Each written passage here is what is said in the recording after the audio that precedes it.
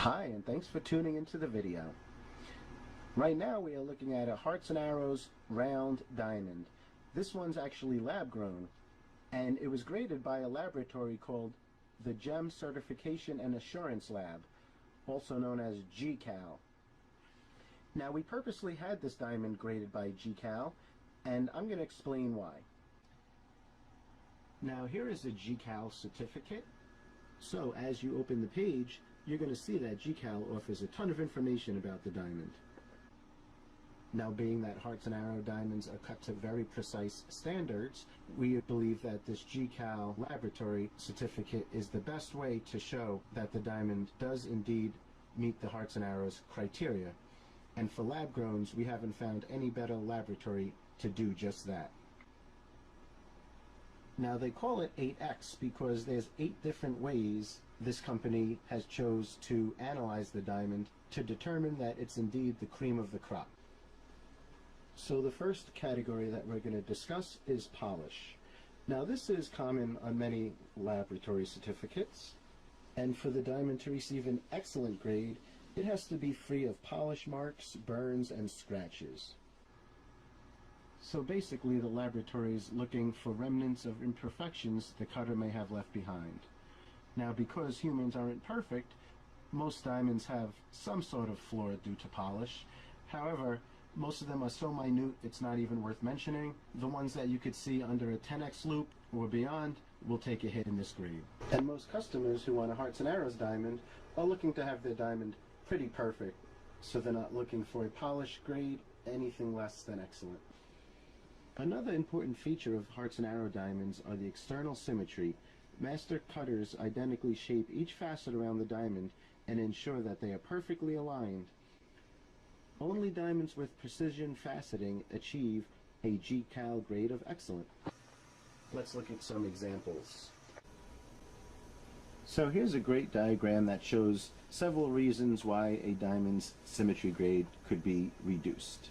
We probably have made a few videos about symmetry in the past, so I'm not going to get too deep into it.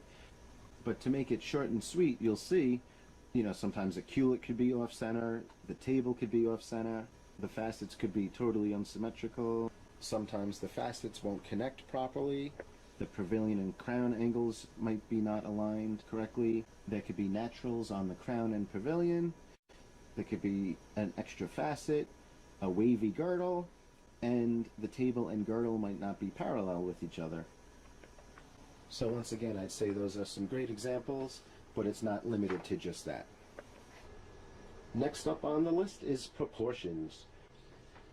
The diamond industry has optical scanning technology that measure each facet and angle to produce an accurate 2-scale diagram of every diamond.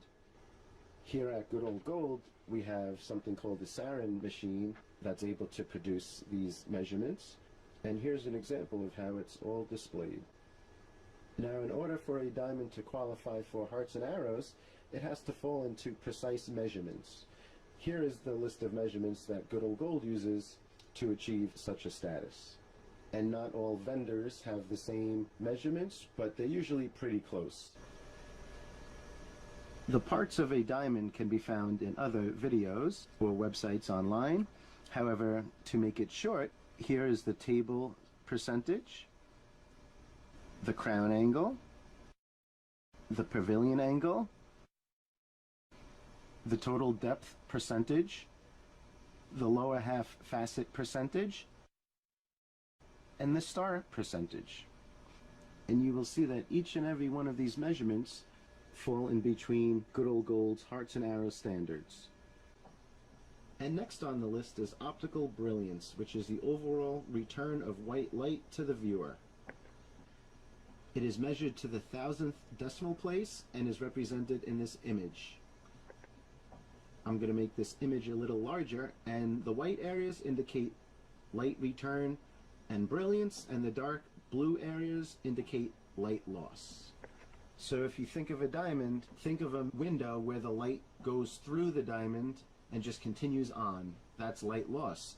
But what creates the most brilliance is light return, where the diamond acts as a mirror and reflects all that light back to the viewer. And here you can see it's a nice white image, so we're getting maximum brilliance. And for a more realistic comparison, here's a picture of two diamonds. The one on the left doesn't have maximum brilliance, the one on the right does. Both of these diamonds are GIA triple excellent, by the way, yet you can see that they look very different.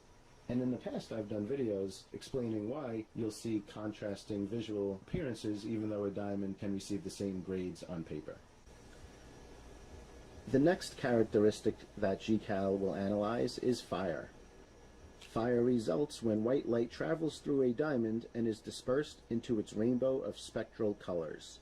These flashes of color can contribute to sparkle and are best viewed as the diamond is in motion. And here you'll see a video comparing two diamonds.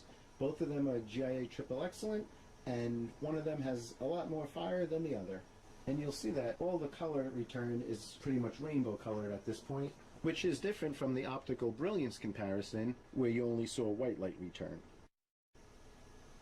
As we continue on, we'll talk about scintillation, which is the flashes of white light or sparkle produced when light is reflected from a diamond as it's in motion. You could actually go on GCAL's website, enter your certificate number, and pull up all the information about your diamond. And they even have videos, and for scintillation they use a video that shows the light return from a single beam of light when your diamond is rotated in 9 positions. So all those little specks are the pinpoints of white light return as the diamond is in motion. The 7th examination GCAL provides relates to optical symmetry. So to grade this, GCAL provides a photograph of the diamond taken in a specific colored lighting environment and illustrates the precision and uniformity of facet shapes and alignment. So for instance, if one side of this photograph looks different from the other side, there's a good chance the human eye is going to detect that difference as well, and something's going to look off. For instance, the diamond might be brighter in one area compared to another, and so forth. On the other hand, when the light's equally distributed from the diamond, it creates visuals that are much more pleasant to the human eye. Although most labs don't grade for this, I see this as even more important than external symmetry because, in my opinion, the optical symmetry is even more noticeable to the human eye, which is probably how it got its name. The external symmetry that we discussed previously has to do with more the surface area of the diamond, and most of the time you need a microscope to see the imperfections for that. And last but not least is hearts and arrows. Precision faceting is visualized as hearts and arrows when round, brilliant cut diamonds are viewed in specific lighting conditions. It got its name because when you place the diamond upside down, you could see there is 8 hearts, and when you place it right side up, you're going to see that there's 8 arrows. Each pattern is the result of superior faceting placement and exact alignment. And if it doesn't meet that criteria, it is not a hearts and arrows. For comparison's sake, here is an example of a diamond that would be disqualified under the hearts and arrows standards. For instance, if you look at the wall on the side of this heart, and if you look at the size of the wall next to it, you're going to notice that there's a difference. One is thicker than the other.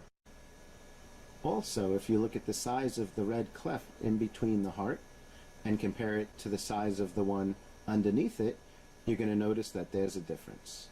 And if you look at the black lines, you're going to see that they meet in the center. However, their alignment is slightly off, which is the main reason why one of these white V shapes are smaller than the one alongside of it.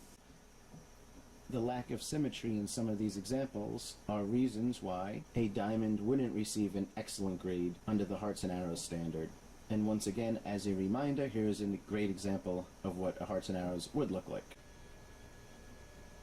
And as we conclude, I just wanted to mention that the price point for these special hearts and arrows diamonds are very close to the price of the average lab-grown diamonds out there. So it's definitely something to consider. And if interested, feel free to contact Good Old Gold. You could reach us at sales@goodoldgold.com. We're a company located in Long Island, New York, have been around for over 40 years, and do a lot of business over the internet for customers who aren't close by. Thanks for watching the video. Have a great day.